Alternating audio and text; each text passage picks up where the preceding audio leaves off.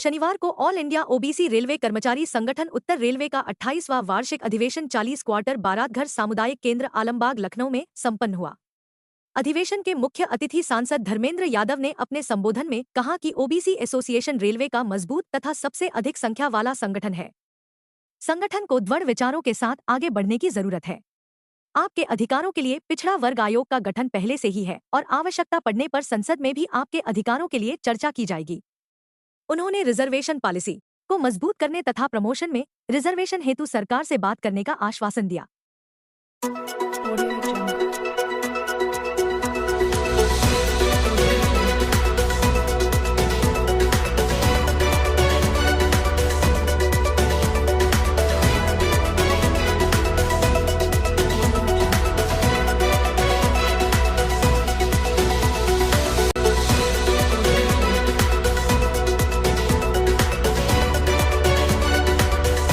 Railway कर्मचारी संगठन उत्तर प्रदेश का 28वां वार्षिक अधिवेशन है। आप यहाँ पर आए हैं सर, बहुत सारी मांगे हैं, क्या कुछ कहेंगे सर? इस मौके पर सबसे पहले इस अधिवेशन के मौके पर सभी कर्मचारी साथियों को मैं हृदय से बधाई देता हूँ, शुभकामनाएं देता हूँ।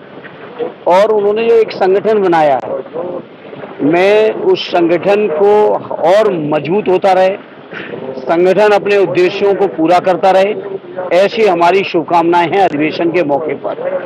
जहां तक सवाल है इनकी मांगों का, मैं समाजवादी पार्टी और अपने नेता आदरणीय अखिलेश यादव जी की ओर से मैं अपने कर्मचारी साथियों के मांगों का समर्थन करता हूं। और समर्थन भी इसलिए करता हूं जैसा कि हम आप सभी पूरे देशवासी मानते हैं और इस बात को कहते भी हैं कि रेलवे देश की लाइफलाइन है और स्वाभाविक उस लाइफलाइन को चलाने वाले यही कर्मचारी साथी हैं। और अगर ये कर्मचारी साथी अपनी समस्याओं में उलझे रहेंगे तो कहीं ना कहीं रेल की सेवाएं भी प्रभावित होंगी, लोगों को जो रेल से उम्मीदें वो भी प्रभावित होंगी।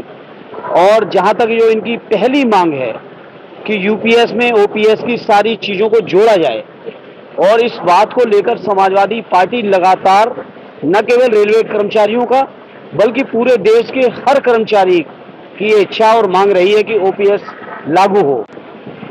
उस बात का हम लोगों ने लगातार समर्थन भी किया है। जितने विगत दिनों में चुनाव हुए हैं, सभी चुनावी घोषणा पत्र में पार्टी ने वादा किया है।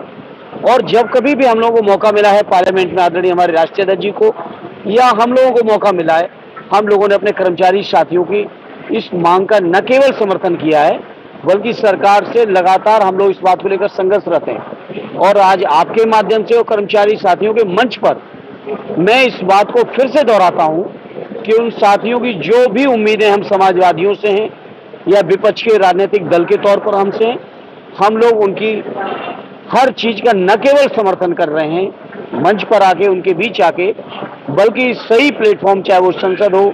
हालांकि रेलवे का इश्यू है तो संसद में ही मामला जाने का, असेंबली में नहीं जाएगा, लेकिन बहुत सारे कर्मचारियों के मामले स्टेट के कर्मचारियों के भी हैं। उन सारी मांगों को न केवल हम लोग समर्थन कर रहे हैं बल्कि उनके लिए संघर्ष भी करेंगे। आज मैं पहले अपना परिचय दे दूं। मैं के.एस. कुशवाहा, केंद्रीय अध्यक्ष all India OBC railway association northern railway. हमारा ये 28वां अधिवेशन, खुला अधिवेशन हो रहा है, जिसमें हमारे लखनऊ मंडल, कारखाना मंडल और फिरोजपुर मंडल, मुरादाबाद मंडल और हमारे दिल्ली मंडल और हेडक्वार्टर की समस्त ब्रांच है, मंडल के पदाधिकारी, जोन के पदाधिकारी सभी पर आज हमारे इस भाग ले रहे हैं। और हम लोगों का जो मेन उद्देश्य है कि संगठन को मजबूत करना है। संगठन में जो रेलवे बोर्ड से दी गई सुविधाएं हैं शाखा स्तर तक लागू नहीं हो पा रही, उनको लागू कराना है, वही ईमानदारी के साथ काम करना है और संगठन का काम करेंगे तभी हम लोग आगे बढ़ेंगे और प्रशासन का पूरा सहयोग करेंगे काम के लिए। यही हम लोगों की मांग है। और हम लोग चाहते हैं कि यूपीएस में जो सुविधाएं दी गई हैं वो सुविधाएं ओपीएस में बदल दी जाए।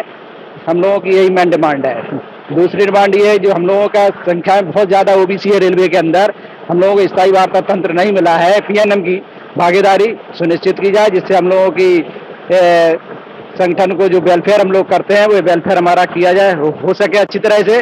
और ओबीसी का जो बैकलॉग भरा पड़ा है, एक खाली पड़ा हुआ है कई सालों से, उसको स्पेशल ड्राइव से भरा जाए। और जो हम लोगों को इनफॉर्मल मीटिंग 2 साल में मिलती हैं।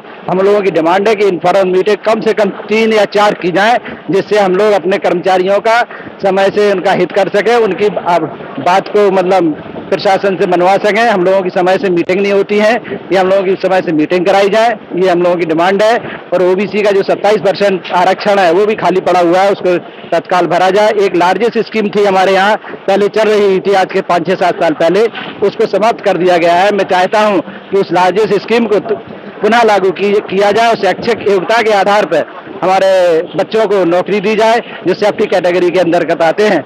वो एक रनिंग अलाउंस, जो हमारे रनिंग स्टाफ है उनको रनिंग अलाउंस का भत्ता अभी तक जो 25% हमारा डीए बढ़ गया था उसको नहीं अभी दिया गया है, वो एक 24 से उसको दिया जाए रनिंग स्टाफ को। ये हम लोगों की डिमांड है। जय ओबीसी जय।